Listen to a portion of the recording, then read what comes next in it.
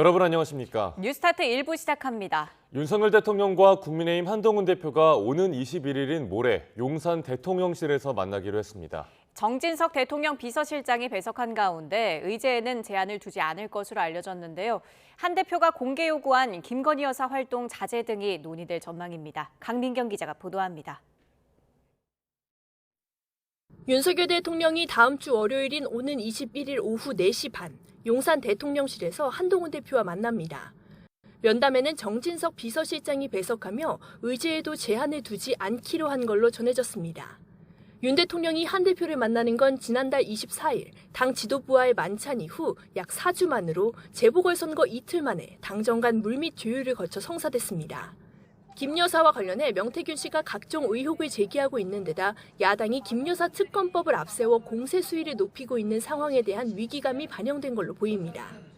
한 대표는 김건희 여사의 대외활동 중단과 대통령실의 인적 쇄신에 더해 김 여사가 관련 의혹 규명에 협조할 것을 공개 요청했습니다. 김 여사가 대선 당시 약속한 대로 대외활동 중단해야 합니다. 나아가 제기되는 의혹들에 대해서 솔직하게 설명드리고 의혹을 규명하기 위한 필요한 절차가 있다면 적극적으로 협조해야 합니다. 면담 확정 직후 한 대표는 변화와 쇄신 필요성 그리고 민생 현안들에 대해 충분히 논의하겠다고 말했습니다. 한 대표가 면담 자리에서도 김 여사 문제를 거론할 가능성이 커 보입니다. 한 대표는 다만 대통령과 여당 대표가 정부와 여당의 대표의 국정을 논의하는 자리인 만큼 배석 유무는 중요하지 않다고 전했습니다. 대통령실 고위 관계자는 앞서 대통령실에는 공적 업무 외에 비선으로 운영하는 조직은 없고 최종 인사 결정권자도 대통령이라며 한 대표 발언에 불편함을 드러낸 바 있습니다. 여권의 최대 쟁점으로 꼽히는 김 여사 관련 문제에 대한 양측의 입장차가 확연히 드러난 상황인 만큼 이번 면담을 통해 접점을 찾을 수 있을지가 향후 당정 관계의 중요 분기점이 될 전망입니다. YTN 강민경입니다. 그제 한동훈 대표가 김건희 여사 문제 해결을 위한 3가지 요구를 한 데 이어 국민의힘 친한기 인사들도 대통령실에 해법을 촉구하고 나섰습니다. 김종혁 최고위원은 SBS 라디오 인터뷰에서 윤석열 정부 임기가 절반을 향해 가는 상황에서 더는 여사 문제로 당이 질질 끌려다녀서는 안 된다며 매듭을 지어야 한다고 강조했습니다. 신지호 전략기획부총장도 라디오 인터뷰에서 한 대표가 언급한 필요 절차가 무엇인지 질문해 대통령실 내부 조사를 예로 들며 한 대표와 대통령 회동에서 특별감찰관 임명 문제가 거론될 가능성도 시사했습니다. 국민의힘 권성동 의원은 한동훈 대표가 김건희 여사 논란 해소를 위한 요구안을 공개적으로 밝힌 걸 두고 아무리 몸에 좋은 음식이나 약도 정성스럽게 다려주지 않고 던져주면 거부하는 것과 똑같은 것이라고 말했습니다. 권 의원은 YTN과 통화에서 이번 선거 결과가 사실상 본전치기와 다름없는데 한 대표 리더십만으로 승리한 것처럼 선거 다음 날 대통령실을 향해 포문을 여는 게 적절하냐며 이같이 밝혔습니다. 김건희 여사 공천 개입과 여론조사 조작 의혹의 핵심 인물 명태균 씨의 잇따른 폭로전 파문에서 여권이 좀처럼 헤어나오질 못하고 있습니다. 속 시원한 해명이나 법적 조치 없이 한 달 넘도록 끌려만 다닌다는 지적 속에 리스크 확산을 막기 위한 출구 전략을 고민해야 한다는 지적입니다. 박광률 기자가 보도합니다. 최근 명태균 씨가 자신의 SNS에 공개한 김 여사와의 카카오톡 대화. 관심은 오빠의 정체에 집중됐습니다. 오락가락 말을 바꾸던 명 씨는 최종적으로 오빠는 대통령이 아닌 친오빠라고 설명했습니다. 동시에 공개된 건 일부에 불과하다며 추가 폭로 가능성도 닿지 않았습니다.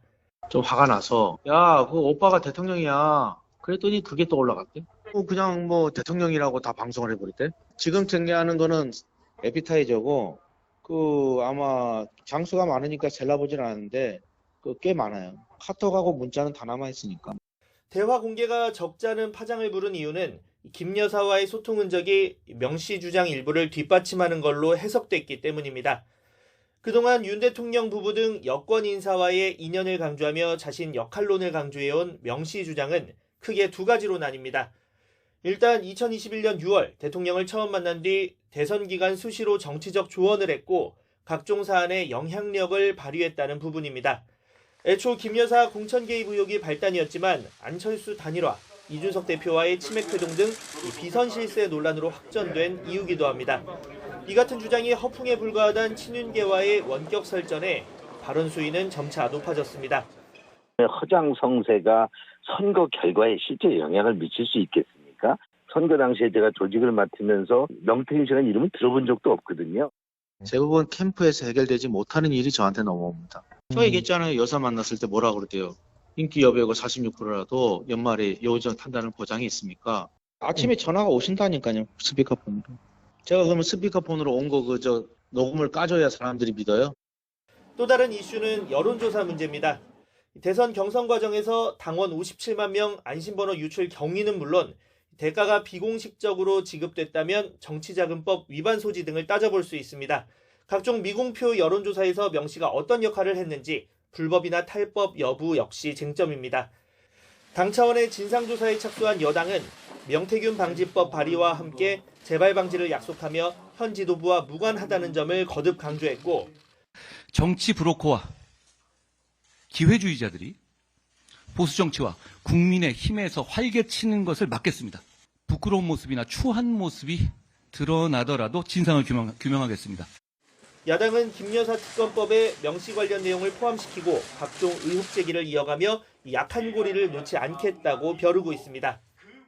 거듭 요구하지만 당사자인 윤석열 대통령과 김건희 여사가 지금까지 불거진 의혹들에 대해 직접 입장을 밝혀야 합니다. 이른바 명태균 의혹 대응을 둘러싼 친한계, 친윤계 사이 온도차 등 여권 내부 파열음도 커지고 있습니다.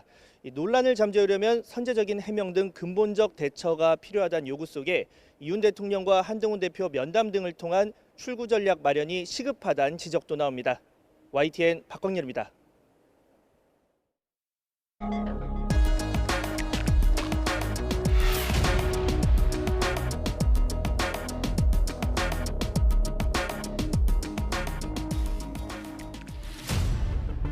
가야금과 소리명인을 비롯한 국악인들이 국회 기자회견장에 모여 민주당 양문석 의원의 사죄를 외칩니다. 양 의원이 앞서 문화체육관광위원회 국정감사에서 김건희 여사가 참석한 간담회에서 가야금 연주가 이뤄진 것을 두고 기생집에 비유한 데 반발하고 나선 겁니다. 김대중 대통령님과 김정숙 여사님도 저희 공연을 보셨으니까 그 자리를 기생들이 노는 자리로 인식하셨을까요? 민주당은 여권 인사들이 망언을 하고 있다고 지적했습니다. 대통령은 국민들이 용납할 수 없는 이런 망언 일삼는 인사들 즉각 파면하시기 바랍니다. 그리고 공식 사과하십시오. 법제처 대상 국회 법사위 국정감사에서 여야는 윤석열 대통령의 제2요구권 행사를 두고 설전을 벌였습니다. 야당은 윤 대통령이 김건희 여사 특검법에 거부권을 행사한 건 이해 충돌이라고 날을 세웠습니다. 여당은 대통령의 거부권 행사는 민주당이 원인을 제공한 거라고 맞받았습니다. 여야 공방은 국정감사장 밖에서도 이어졌습니다. 더불어민주당의 국감이 도둑이 경찰을 괴롭히는 국감으로 흘러가고 있습니다. 윤석열 대통령도 이제 직접 해명해야 되지 않겠습니까? 그룹 뉴진스의 멤버 한이가 따돌림 논란 증언을 위해 국회 국정감사에 출석했습니다. 누구든 비슷한 일을 겪지 않았으면 좋겠다며 과거 겪었던 사건 내용을 다시 언급했습니다. 그 매니저님이 저의 눈을 맞으시고 따라오는 멤버들한테 못 본 척 무시해라고 하셨어요. 계속 넘어가려고 하셨어요. 이에 하이브 측 인사인 어도어 김주영 대표는 한이의 주장을 입증할 자료는 찾지 못했다고 설명했습니다. 제가 취할 수 있는 다양한 조치들은 다 취했다고 생각합니다만 제가 좀 더 잘할 수 있는 부분이 있었지 않았을까 하고 되돌아보게 됩니다. 공영방송 3사를 상대로 한 국회 과방위 국감장에서 국민의힘은 MBC 대주주인 방송문화진흥회를 상대로 한 공세에 화력을 집중했습니다. MBC를 국민 갈등의 진앙지로 만들어 놓고 5분 넘게 자화자찬을 하시는 걸 제가 듣고 있으니까 솔직히 좀 역겨웠습니다. 민주당은 그러나 여러 조사에서 국민의 신뢰를 얻지 못하는 공영방송은 MBC가 아닌 KBS라고 반박했습니다. 콘텐츠 경쟁력 볼게요. 박민 사장 KBS 신뢰도 갤럽 조사에서 8.5% 나있어요. MBC 25.3%, MBC가 4배 높아요. 신뢰도가. 이런 가운데 뉴진스 한이 만남 논란이 확산하며 여야 공방에 기름을 부었습니다. 민주당 최민희 위원장이 국회에 출석한 걸그룹 뉴진스 멤버 한이와 만남을 가진 점을 두고 상임위 진행 방기이자 특권 발동이라는 여당과 위원장 모독이라는 야당이 정면 충돌했습니다. 위원장께서 뭐 뉴진스 사생 팬인 것 같은데 뉴진스가 있는 그 방을 따로 가서 만나고 올 수가 있어요? 우리 지금 위원회가 진행 중인 시간에? 뉴진스 사태는 방송을 소관하는 과방위와도 연관되는 사안입니다. 국감 속개 시간이 다 되어 면담을 진행하지 못하고 인사만 나눈 뒤 1시 57분경 위원장실로 복귀해 과방위 국감을 진행했습니다. 결국 여당 의원들이 집단 퇴장하며 파행 사태가 빚어졌습니다.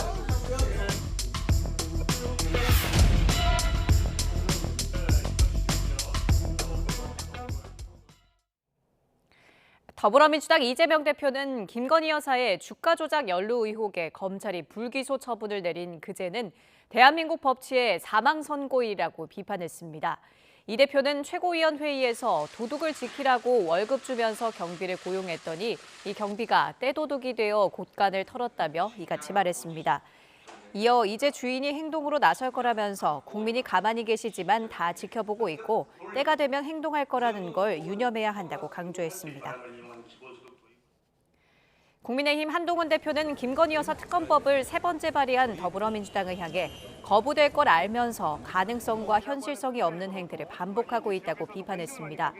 한 대표는 11.6 재선거에서 낙선한 곡성군수 후보 사무실을 방문한 뒤 기자들과 만나 민주당이 하는 건 실제로 뭘 하겠다는 취지가 아니라며 결국 국민이 비판할 거라고 말했습니다. 검찰 수사가 끝나면서 야당의 특검법을 막을 명분이 없다는 일각의 주장에는 자신이 국민의 불만과 걱정, 불안을 해소하기 위한 여러 방안을 말하고 있다는 점을 강조했습니다. 지난 16일 재보궐선거에서 국민의힘 한동훈, 민주당 이재명 대표는 나란히 여야 강세 지역 수성에 성공했습니다.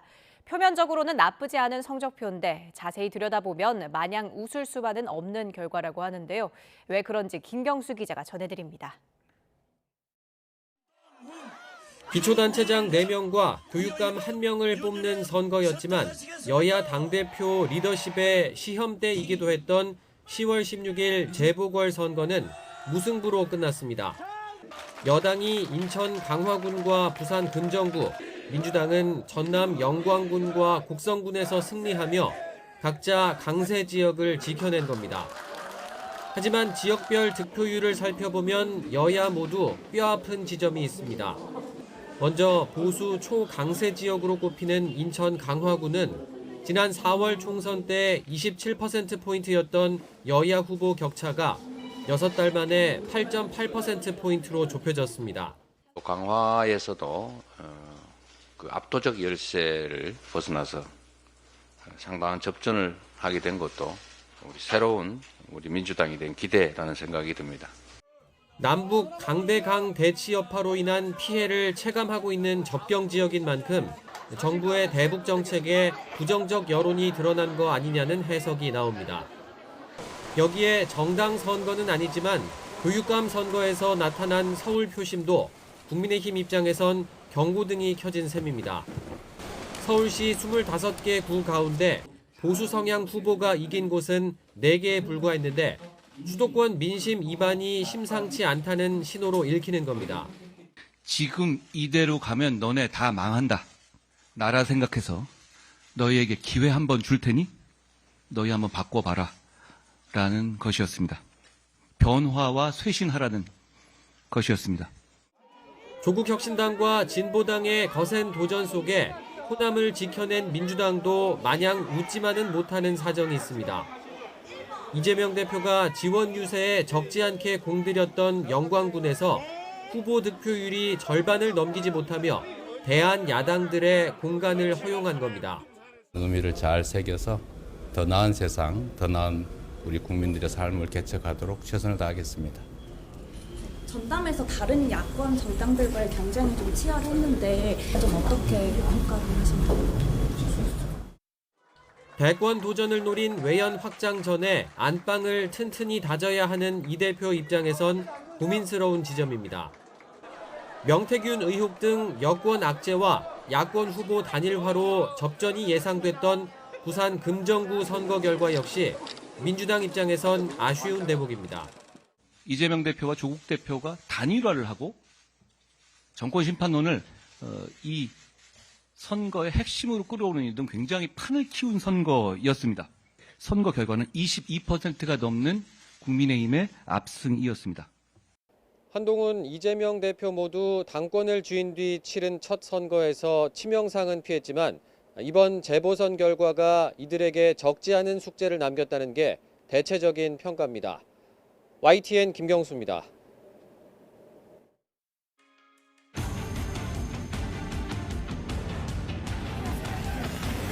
당일에 술 얼마나 마시는지 음주운전으로 경찰 조사 받으시면 한 말씀 부탁드립니다. 죄송합니다. 네, 검술이 조사 받겠습니다.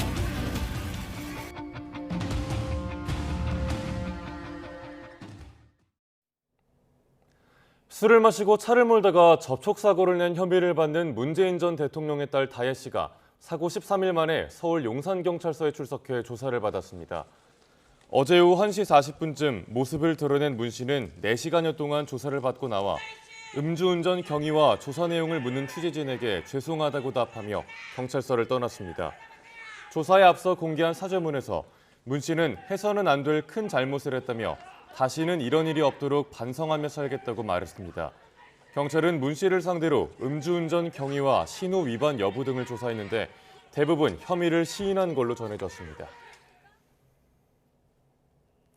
네, 음주운전 사고를 낸 문다혜 씨가 경찰에 출석해 조사를 받은 만큼 조만간 수사가 마무리되고 검찰로 넘겨질 전망인데요. 처벌 수위는 수사기관에서 피해 택시기사의 상해를 인정하느냐에 따라 갈릴 전망입니다. 양동훈 기자가 쟁점을 정리해봤습니다. 만취 상태로 운전하다 택시와 충돌 사고를 낸 문다혜 씨는 도로교통법상 음주운전 혐의로 입건됐습니다. 문 씨의 사고 당시 혈중 알코올 농도는 0.149%로 확인됐는데 초범일 경우 1년 이상 2년 이하의 징역이나 500만 원 이상 1,000만 원 이하 벌금에 처할 수 있습니다. 전과가 없는 경우 단순 음주운전으로는 벌금형을 받을 가능성도 크다는 분석입니다. 전과는 없는 걸로 보이기 때문에 어느 법을 적용하느냐에 따라 좀 달라질 수가 있고 단순히 음주운전으로만 한다고 하면 뭐 벌금형도 가능한 그런 죄명이다 이렇게 볼 수 있습니다.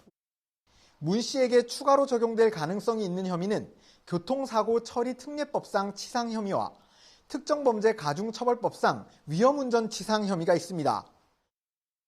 특히 음주나 약물의 영향으로 정상적인 운전이 곤란한 상태에서 차를 몰다가 다른 사람을 다치게 한 경우 적용되는 위험운전 치상 혐의가 중요합니다. 위험운전 치상은 법정형이 1년 이상 15년 이하의 징역이나 1,000만 원 이상 3,000만 원 이하의 벌금에 처할 수 있어 처벌 수위가 높습니다. 다만 상대가 다쳤다는 사실이 입증돼야만 적용할 수 있기 때문에 택시기사가 진단서를 내지 않고 있는 지금 적용 가능성에 대해서는 전문가 의견이 엇갈립니다. 피해자와 합의되고 진단서가 제출되지 않는다면 사고가 경미한 부분 때문에 통상 위험운전치상죄 적용까지는 어려워 보입니다. 수사기관에서는 압수수색 영장을 발부받아서 병원의 진단서와 진료기록부를 제공받아서 그에 따라서 위험운전 치상 여부를 결정할 수도 있습니다. 이 밖에 난폭운전 혐의가 추가로 적용된다면 징역형이나 벌금형을 선고받을 수도 있고 불법 주차나 신호지시 위반의 경우는 인정되더라도 과태료 사안입니다. YTN 양동훈입니다. 앞서 YTN은 발달장애인이 수사기관에서 조사를 받을 때 가족이 동석할 수 있다는 법적 권리를 제대로 고지받지 못하는 문제를 지적했는데요. 최근 법원이 가족 없이 혼자 조사를 받은 발달장애인의 신문 조서는 증거로 사용할 수 없다고 처음으로 판단했습니다. 김다연 기자가 보도합니다. 30대 여성 A씨가 버스 정류장 의자에 놓인 가방을 훔쳐 자리를 벗어납니다. A씨는 중증 지적장애를 가진 발달장애인이었습니다. 현행법은 발달장애인의 심리적 안정과 원활한 의사소통을 위해 가족이나 고용주 같은 신뢰관계인이 형사사법 절차에 동석할 수 있다고 규정하고 있습니다. 그러나 A씨는 경찰에서 이 같은 내용을 고지받지 못한 채 홀로 조사를 받았습니다. 발달장애인이냐고 묻는 경찰 질문에 아니라고 답했기 때문인데 정작 A씨는 발달장애인이라는 용어를 제대로 인지하지 못하는 상태였습니다. 그런데 최근 A씨 사건 재판부가 경찰이 A씨에 대해 진행한 피의자 신문조서를 증거로 사용할 수 없다고 밝혔습니다. 신뢰관계인과 함께 조사받을 권리가 있다는 걸 알리지 않은 채 이루어진 피의자 신문조서는 위법해 증거 능력을 인정할 수 없다는 겁니다. 신뢰관계인 동석 신청권이 고지되지 않았다는 이유로 재판에서 증거 능력이 배척된 건 이번이 처음입니다. 이번 판단을 통해서 법원이 이 소수자와 사회적 약자에 대한 인권을 보호하기 위해서 더욱 적극적으로 나서고 있는 것으로 보여집니다. A씨 사례처럼 수사 현장에서는 장애인이 장애인 같지 않다는 이유로 법적 권리를 보장받지 못하는 경우가 적지 않습니다. 의사표현에 어려움을 겪는 발달장애인이 방어권을 제대로 행사하지 못하거나 억울하게 재판에 넘겨지는 경우도 있었습니다. 이번 법원 판단을 계기로 앞으로 수사기관에서 장애인의 법적 권리 보장에 더욱 적극적으로 나설 것이라는 기대가 나오고 있습니다. YTN 김다현입니다.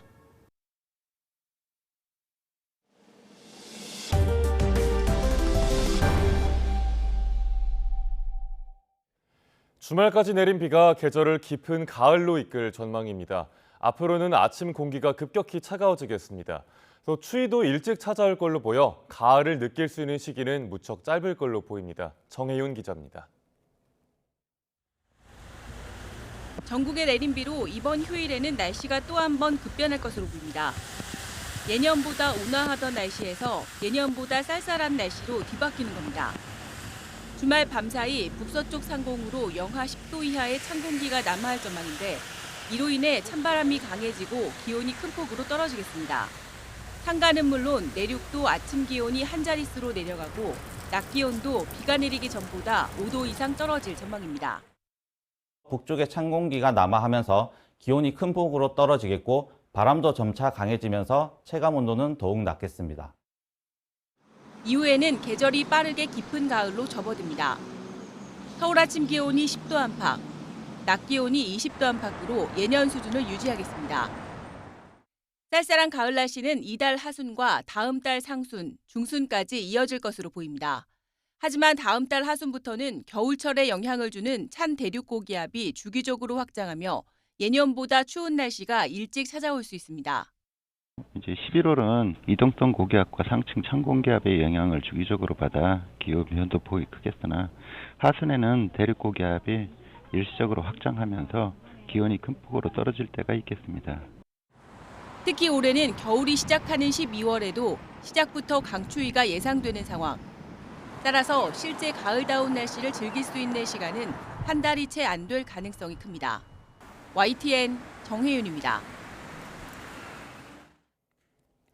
대통령실이 2025학년도 의대 정원 조정은 불가능하다는 입장을 거듭 밝힌 가운데 정부와 의료계의 갈등이 장기화하면서 특히 지방의료 공백이 심각한 상황인데요. 지역 의대에 대한 국정감사에서 대학병원 적자와 의대 증원에 따른 준비 부족 문제 등이 도마 위에 올랐습니다. 김종호 기자가 보도합니다. 부산대학교와 부산대병원 등에 대한 국회 교육위원회 국정감사. 정부가 추진하는 의대 정원 증원 문제에 따른 갈등 상황과 미흡한 상황 대처, 내년 학기 준비 부족 문제 등을 놓고 질타가 이어졌습니다. 늘어난 정원을 감당할 교원과 학내 시설이 부족한 것 아니냐는 우려와 함께 의대생의 예상 복귀 시점과 휴학 처리 여부에 대한 질의도 나왔습니다. 저는 교육부가 제시한 이 비상대책안이 대책안이 아니라 협박안이라고 느껴집니다. 학생과 대학을 다 목줄을 죄고 있는 거죠. 학생의 학습권을 지키기 위해서 저희는 그냥 제 학교로서 할 수 있는 최선을 다할 생각을 하고 있습니다. 충북대를 비롯한 충청권 대학교와 대학병원 국정감사에서도 관련 질의가 집중됐습니다. 왜 이렇게 국가가 2,000명을 갑자기 뽑는다는데 병원의 원장님하고 총장들은 왜 이런 데서 목소리를 내지 않으세요? 도대체 학생들은 저렇게 울며불며. 매우 큰 폭의 이런 의대 정원 증원을 신청하게 된 배경에 대해서 한번 여기 위원님들께 좀 설명 좀 해주시겠습니까? 거점 대학으로서 우리가 우리 지역에서 어떤 역할을 해야 되는가, 그런 역할을 충실히 하려면 몇 명을 신청해야 되는가에 초점을 저는 맞췄습니다. 국감장 앞에서는 의대 교수와 학생 등이 의대 증원 정책을 막아달라며 손팻말 시위를 진행하기도 했습니다. YTN 김종호입니다. 정부의 의대 증원 정책에 반발해 휴학을 신청한 국립대 의대생이 낸 등록금이 150억 원에 육박하는 걸로 나타났습니다. 더불어민주당 김영호 의원이 서울대를 제외한 전국 국립대 의대 9곳에서 제출받은 자료를 보면 2024학년도 1, 2학기 휴학을 신청한 의대생의 등록금 납부 총액은 147억 5,700만 원으로 집계됐습니다. 대학은 휴학이 인정될 경우 등록금을 반환해야 하지만 학생이 유급 처리될 경우엔 학칙에 따른 휴학으로 인정되지 않아 등록금을 돌려줄 필요가 없습니다. 만약 대량 휴학이 인정되지 않아 의대생들이 유급될 경우 이미 낸 등록금을 반환받을 수 없게 돼 금전적 손실에 대한 무더기 소송 가능성도 제기됩니다. 부산대 의대 병원 교수들이 학생들의 조건 없는 휴학 승인을 주장하며 이주호 교육부 장관의 사퇴를 요구했습니다. 부산대 의대 교수협의회와 부산대병원 교수회는 성명서를 통해 학생 휴학은 개인의 자유의지로 결정돼야 하고 국가 권력에 좌우될 수 없다며 총장이 즉각 휴학을 승인해야 한다고 주장했습니다. 가끔 손이나 발끝이 저린 느낌을 받으면 혈액순환에 문제가 있나 보다라는 생각에 열심히 주무르셨던 경험 있을 겁니다. 그런데 이런 증상이 단순히 혈액순환 문제가 아니라 말초 신경병증일 수도 있어 주의가 필요하다고 합니다. 김주영 기자가 취재했습니다. 우리 주변에는 손발끝이 저린 현상을 겪는 사람이 종종 있습니다. 많은 이들은 원인으로 혈액순환을 꽂고 손발을 주무르거나 온찜질을 하는데요.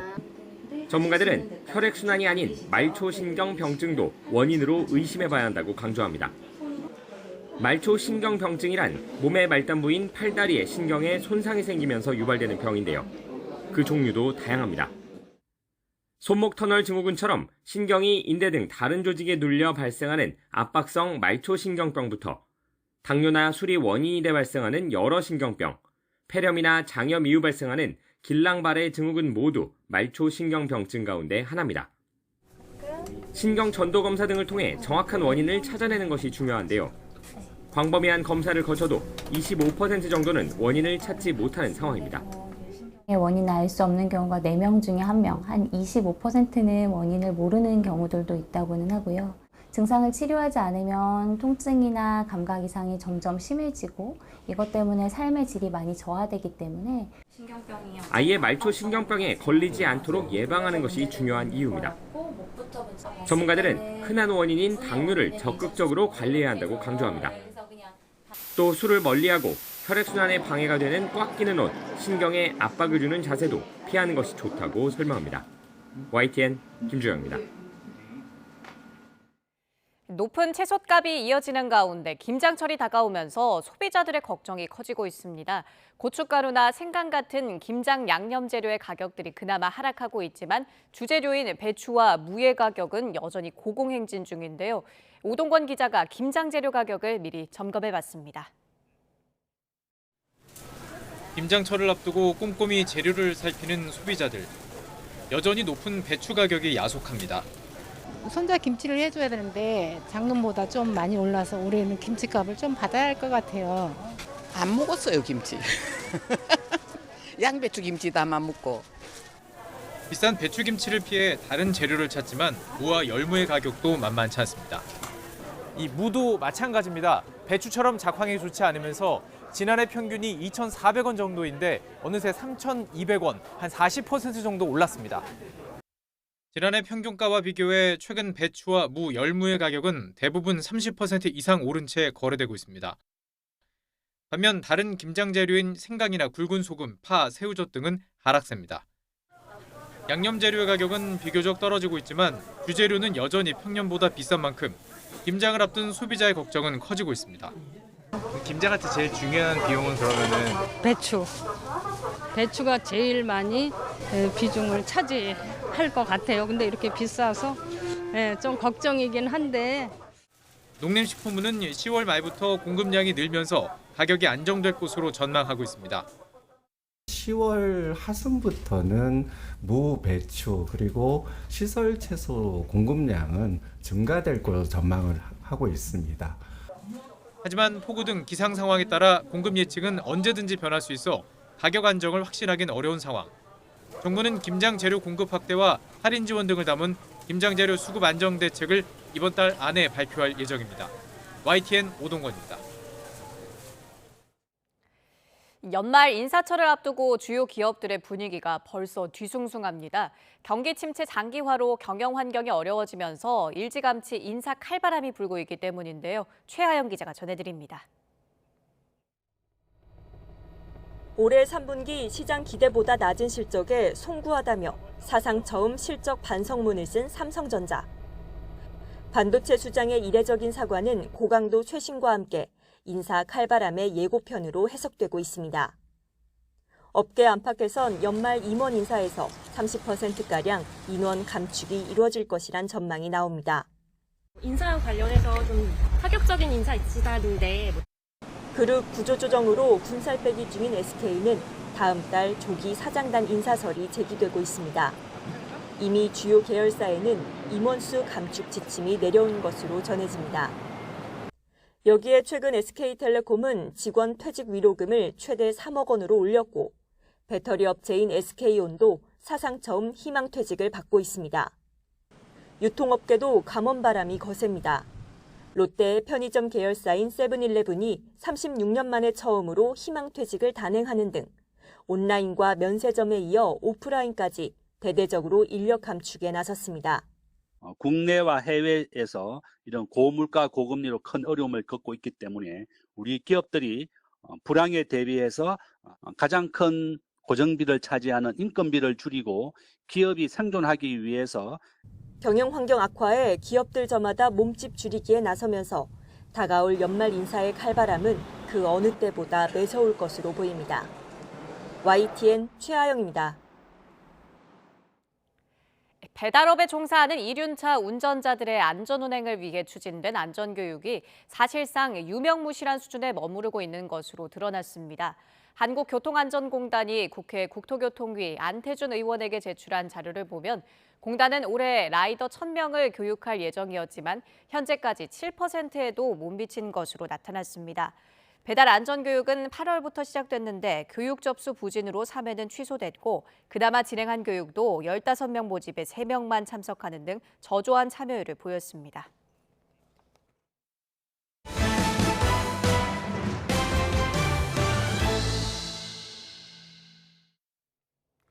북한군 특수부대 1,500여 명이 러시아로 이동해 훈련 중이라고 국가정보원이 밝혔습니다. 북한의 우크라이나 전쟁 참전이 공식 확인된 건데 조만간 2차 파병도 있을 걸로 예상돼 최종 파병 인원은 10,000명이 넘을 걸로 보입니다. 홍선기 기자가 보도합니다. 국가정보원은 북한군 특수부대원 1,500여 명이 이미 러시아로 들어가 훈련 중이라고 밝혔습니다. 지난 8일부터 러시아 해군 수송함을 이용해 블라디보스토크로 이동한 북한 군인들이 하바로브스크 등 주변 지역으로 분산돼 적응 훈련 중이라는 겁니다. 북한 군인들은 러시아 군으로 위장하기 위해 러시아 군복과 무기를 지급받은 것으로 전해졌습니다. 국정원은 이들이 적응 훈련을 마치는 대로 우크라이나 전선에 투입될 것으로 전망했습니다. 또 조만간 2차 수송작전이 진행될 예정이라며 최종 파병 인원이 10,000명이 넘을 것으로 예상했습니다. 젤렌스키 우크라이나 대통령도 자국 정보를 근거로 북한군 최종 파병 인원이 10,000명에 달할 것이라고 말하기도 했습니다. They are preparing on their land 10,000 soldiers, but they didn't move them already to Ukraine or to Russia. 국정원은 김정은 북한 국무위원장이 파병에 앞서 지난달과 이번 달 2번에 걸쳐 특수전 부대를 참관한 사실도 공개했습니다. 또 북한이 지난해 8월 이후 지금까지 70여 차례에 걸쳐 컨테이너 13,000개 분량의 무기를 러시아로 보냈다고 밝혔습니다. 대부분 포탄과 미사일, 로켓 등 인명살상용 무기였다는 게 국정원 설명입니다. 윤석열 대통령은 북한의 참전 사실이 확인되자 안보 현안 긴급 점검 회의를 열고 대응책을 논의했습니다.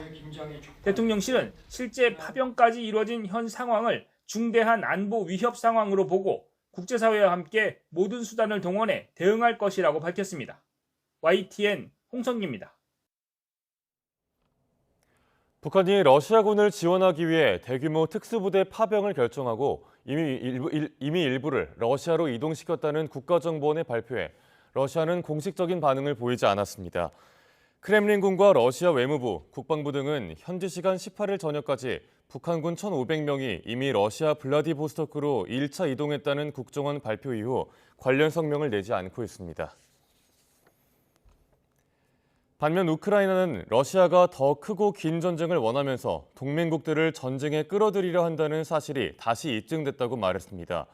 우크라이나 대통령실 고위 관계자는 현지 시간 18일 AFP-통신에 북한군이 전장에 있다면 전쟁이 어떻게 전개될지 예측하기 어렵고 이는 상황을 복잡하게 만들 수 있다며 이같이 밝혔습니다. 하마스가 자신들의 최고 지도자 야히야 신war의 사망을 공식적으로 확인했습니다. 하마스는 이스라엘이 가자 지구에서 철수하고 포로들을 풀어주지 않는 한 인질 석방은 없다며 결사항전을 다짐했습니다. 신웅진 기자입니다. 야히야 신와르 사망 보도가 나온 지 24시간이 다 돼서야 하마스가 반응했습니다. ننعى القائد الكبير الأخ المجاهد الشهيد يحيى السنوار أبو إبراهيم رئيس المكتب السياسي لحركة المقاومة الإسلامية حماس وقائد معركة طوفان الأقصى. 하마스는 신와르가 팔레스타인 해방의 길에서 신을 위해 자신의 영혼을 바쳤다며 그의 뒤를 이어 계속 투쟁하겠다고 다짐했습니다. إن هؤلاء الأسرى لن يعودوا لكم إلا بوقف العدوان على شعبنا في غزة والانسحاب الكامل منها وخروج أسرانا الأبطال من سجون الاحتلال. 하마스 군사 조직 알카삼 여단도 별도의 성명에서 위대한 순교자 신와르를 향해 행진하겠다며 신을 위해서 팔레스타인을 해방하는 길에서 이슬람 전사들과 함께하자고 말했습니다. 더불어 적들이 지도자를 암살함으로써 저항의 불꽃을 끌 수 있다고 생각하는 것은 망상이라고 강조했습니다. 레바논의 친이란 무장단체 헤즈볼라도 위대한 지도자 야히야 신와르가 예루살렘으로 가는 길 위에 순교자가 됐다며 성명을 냈습니다. 요르단과 리비아, 예멘 등 이웃 중동 국가들에서는 신와르를 추모하고 이스라엘을 규탄하는 집회가 잇따라 열렸습니다. إن استشهد قائد سينبت مكانه 100 قائد وإن استشهد مقاوم سينبت مكانه 1000 مقاوم. 하마스와 헤즈볼라 등 이스라엘 저항 세력들은 연이어 지도자를 잃으며 큰 타격을 받고 있지만 항전 의지만큼은 좀처럼 꺾이지 않는 모습입니다. YTN 신웅진입니다. 도널드 트럼프 미국 전 대통령은 카멀라 해리스 부통령이 불안정하다고 공격하는 걸 놓고 자신은 가장 안정적인 사람이라며 반박했습니다. 트럼프 전 대통령은 현지 시간 18일 미국 폭스뉴스의 아침 방송에 출연해 해리스 부통령이 자신을 거친 말로 비난한 데 대한 입장을 묻는 질문에 해리스는 IQ가 낮고 똑똑하지 않다며 공격했습니다. 또 불안정하다는 표현에 대해 해리스 부통령 측의 공격이 효과가 있어 보이지 않는다며 자신은 가장 안정적인 사람이고 재임한 4년간 사상 최고의 경제와 국경을 갖고 있었다고 주장했습니다. 전기자동차 등에 쓰인 폐배터리를 재활용하면 리튬이나 니켈 같은 비싼 금속 광물을 추출할 수 있지만 환경오염 문제가 늘 뒤따랐는데요. 국내 연구진이 폐광산에서 금속 광물을 분리해내는 미생물을 발견해 친환경적인 폐배터리 재활용 가능성을 열었습니다. 이문석 기자입니다. 2차 전지 등의 핵심 광물인 리튬이나 니켈 등은 일부 국가가 공급을 독점하고 있습니다. 그래서 최근 폐배터리를 재활용해 핵심 광물을 회수하는 기술이 주목받고 있습니다. 폐배터리 재활용은 크게 2단계 공정을 거칩니다. 배터리를 블랙매스라는 가루로 만드는 전처리 공정, 그리고 가루를 용액 형태로 만들어 금속 자원을 추출하는 후처리 공정입니다. 특히 가루를 용액으로 만들 때 황산 같은 독성 화학물질을 사용하는데 이로 인해 환경오염 문제가 뒤따랐습니다. 독성 화학물질을 대신할 방법은 없을까? 국립생물자원관과 전북대, 군산대 연구진이 핵심 광물 분리 능력이 있는 미생물 3종을 경상도의 한 폐광산에서 찾아냈습니다. 에시디 사이오 바실러스 속에 속하는 2종과 페로 엑시디 바실러스 속 미생물 1종입니다. 연구진은 이 미생물들을 넣은 용액에 실험용 블랙매스인 표준 양극활 물질을 하루 동안 넣어둔 결과 리튬과 니켈, 망간, 코발트가 95% 이상 분리된 것을 확인했다고 밝혔습니다. 국내에 자생하는 미생물을 활용해 폐배터리 재활용 가능성을 확인한 겁니다. 독성 물질을 쓰지 않아 작업 위험성은 줄고 환경오염 역시 최소화할 수 있다는 설명입니다. 기존 침출 고정에서 사용되던 고농도 황산으로 발생되던 문제인 폐기물 및 독성 물질의 발생량이 저감될 수 있을 것이라고 기대하고 있습니다. 실제 폐배터리를 전처리한 블랙매스는 실험용보다 불순물이 더 많이 들어 있습니다. 국립생물자원관은 미생물 3종을 활용한 바이오 침출 연구 결과를 특허 출원하고 상용화를 위한 후속 연구에 착수했습니다. YTN 이문석입니다. 이른바 할메니얼 바람을 타고 옛날 맛 식혜, 감주를 찾는 사람들도 늘고 있는데요. 덕분에 식혜를 만드는 엿기름 전용으로 개발한 국산 보리 품종 수요가 큰 폭으로 늘었습니다. 오정곤 기자가 취재했습니다. 보리의 싹을 틔워서 만드는 엿기름. 식혜, 즉 감주를 만들 때 첫 번째 작업은 이 엿기름을 물에 담가서 효소를 추출하는 침지입니다. 침지할 때 물의 온도를 15도씨 이하로 낮춰서 그 물에 15시간을 침지합니다. 그래서 그 물을 가지고 엿기름을 당화하는 거예요. 침지 이후에 쌀을 섞어서 당화 과정을 거치면 달달한 감주가 완성됩니다. 옛날 할머니 맛을 구현하기 위해서 전통 방식을 따르면서도 무엇보다 원료인 보리 선택에 신경을 쓰고 있는 식혜 명인 1호 문한기 대표. 네, 옛날 맛을 중요시하고 있는 이곳에서는 우리나라 농촌진흥청이 자체 개발한 엿기름 전용 보리 품종이죠. 해미를 주로 사용하고 있습니다. 지난 2006년에 개발된 엿기름용 겉보리 해미. 개발 목적에 걸맞게 요즘 식혜 제조용으로 수요가 급증하고 있습니다. 해미로 만든 엿기름은 당화력이 매우 뛰어납니다. 그래서 천연의 단맛을 풍부하게 느낄 수 있습니다. 소비자 분석 결과 기존 보리보다 해미 엿기름으로 만든 식혜가 청량감과 깊은 맛에서 뛰어나다는 평가를 받았습니다. 이렇게 수요가 많아지면서 해미를 재배하는 농가도 급증하고 있습니다. 농가와 계약 재배를 통해서 보리 농사를 많이 짓고 있는 전북 군산 지역에서는 재배 면적이 파격적으로 늘었습니다. 2022년도 20헥타에 불과했으나 금년에는 190헥타로 확대되고 있으며 가공업체에서도 해외 시장까지 개척하고 있어서 그 수요는 더욱 증가할 것으로 예상하고 있습니다. 농촌진흥청은 내년에는 엿기름 전용 보리 생산량이 2022년에 비해서 13배가량 늘어날 것으로 예상하고 있습니다. YTN 오정곤입니다. 김장철을 앞두고 남도의 다양한 김치를 맛볼 수 있는 광주 김치축제가 열리고 있습니다. 올해는 배추 가격 상승으로 금추라고도 불릴 정도인데요. 김치의 값을 지난해 수준으로 묻고 다채로운 기념 행사도 마련됐습니다. 오선열 기자입니다. 김치 명인들이 조리대에서 김장 손길로 분주합니다. 배추와 파, 알타리 등 신선한 지역 특산물은 빨간 양념과 버무려져 먹음직스러운 김치로 완성됩니다. 각 지역의 특색 있는 재료로 담근 김치는 독특한 맛으로 소비자의 입맛을 사로잡습니다. 김치를 여러 개 업체에서 다 이렇게 맛을 볼 수 있고 시식을 할 수 있는 점이 저는 무척 좋았고, 이제 원하면은 바로 여기서 사서 구매도 할 수 있어서 이제 그런 점이 무척 마음에 들었습니다. 갓김치와 총각김치, 고들빼기 등 김치 종류도 다양합니다.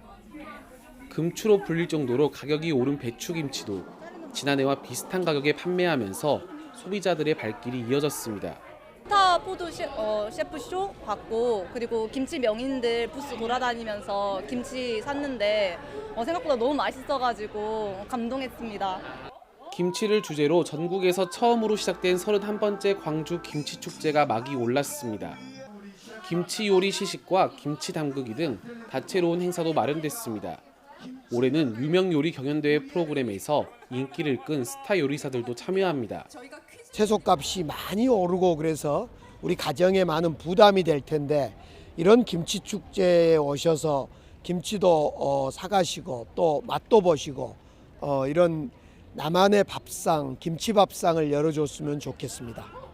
내일까지 이어지는 김치축제가 미식 광주의 명성을 더욱 높일 수 있을지 주목됩니다. YTN 오선열입니다.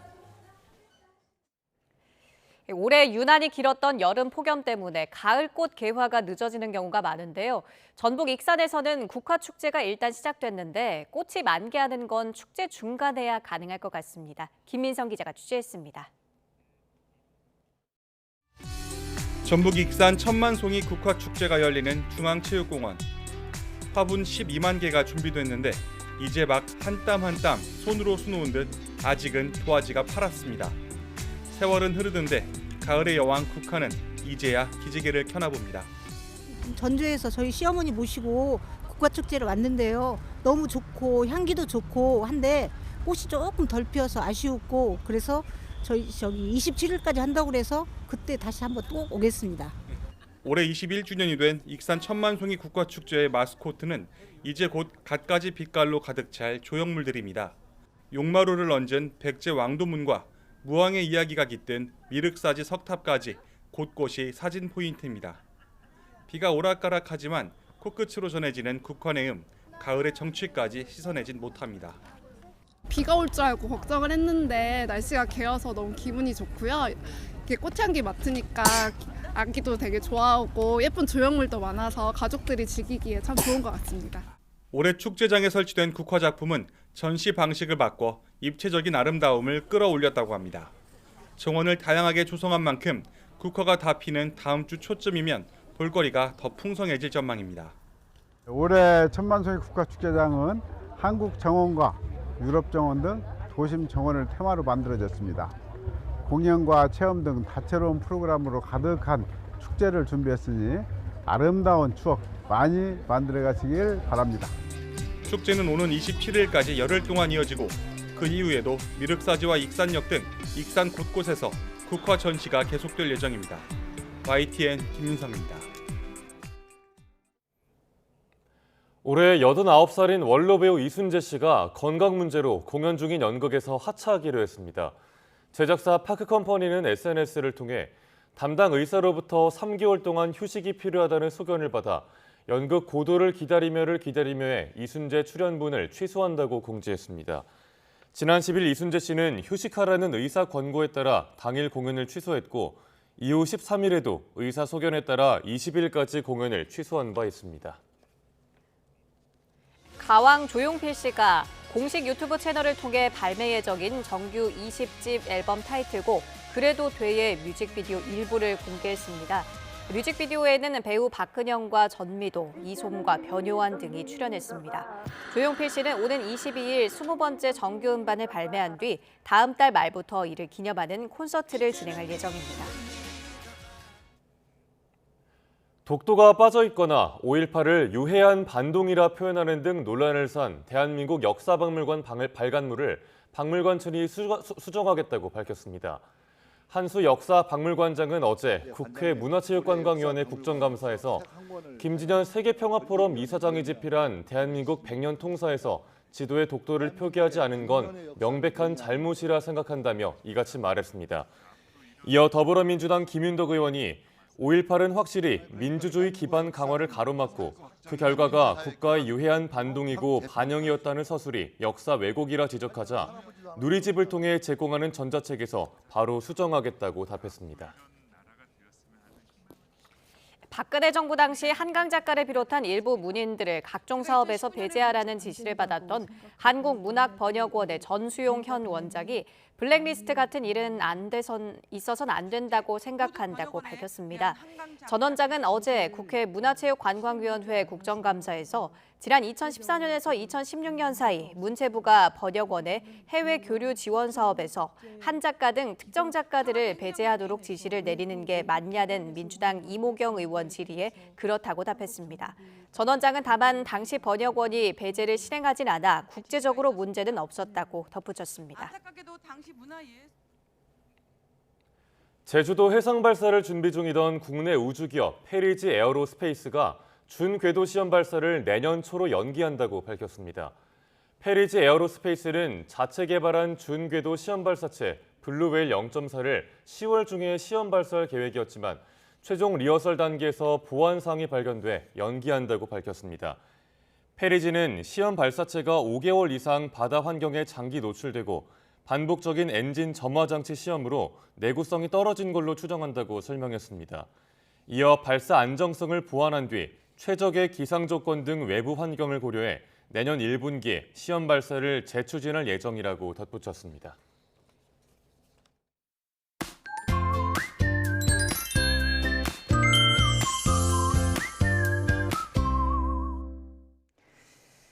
현재 비구름은 동해상으로 빠져나가고 있습니다. 충청과 남부는 오후까지, 해안과 제주도는 밤까지 비가 오락가락할 텐데요. 양은 5에서 50mm로 지역 간의 편차가 클 것으로 보입니다.